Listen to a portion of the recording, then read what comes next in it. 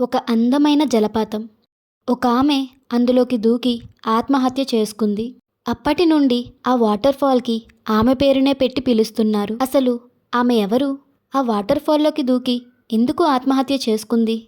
ఆ వాటర్ ఫాల్ని ఆమె పేరుతో ఎందుకు పిలుస్తున్నారు? ఇవన్నీ తెలుసుకోవాలంటే ఈ వీడియోని ఎక్కడా స్కిప్ చేయకుండా ఎండ్ వరకు చూసేయండి. Hi, welcome back to my channel.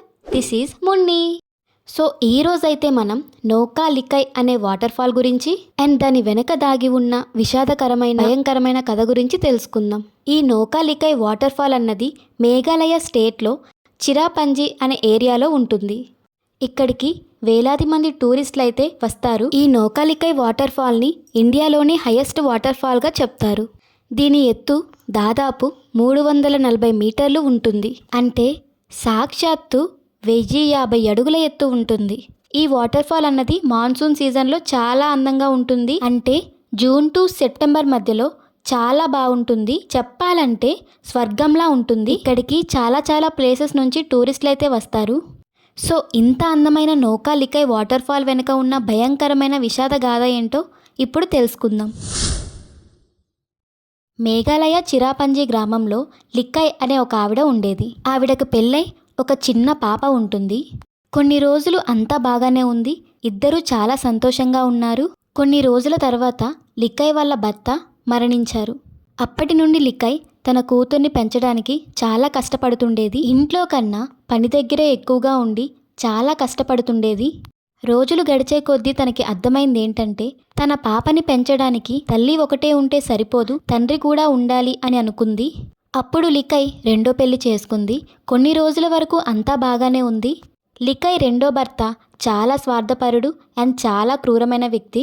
కొన్ని రోజుల తర్వాత లిక్కై భర్తకి అర్థమైంది ఏంటంటే లిక్కై తనని తన కూతురు కోసమే పెళ్లి చేసుకుంది, తన కోసం కాదు అని.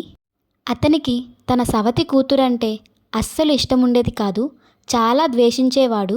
ఒకరోజు లిక్కై తన పని కోసం చాలా దూరం వెళ్లాల్సి వచ్చింది. లిక్కై లేని సమయంలో అదే అదనుగా భావించి లిక్కై రెండో భర్త లిక్కై కూతురిని చంపి తనని ముక్కలుగా నరికి ఆ మాంసంతో వంట తయారు చేశాడు. లిక్కై పని నుండి వచ్చిన తర్వాత ఆ భోజనాన్ని లిక్కైకే వడ్డించాడు. లిక్కై తన కూతురేది అని అడిగితే బయటకు వెళ్ళింది ఆడుకోవడానికి, వచ్చేస్తదిలే కంగారు పడకు అని చెప్తాడు.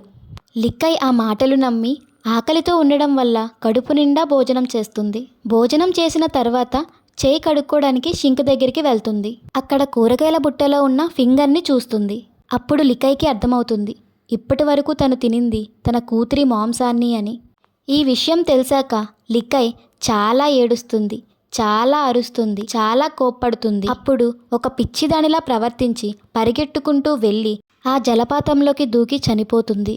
అప్పటి నుండి ఆ జలపాతానికి నోకాలికై అనే పేరు వచ్చింది. నో అని అంటే జంప్ అని అర్థం.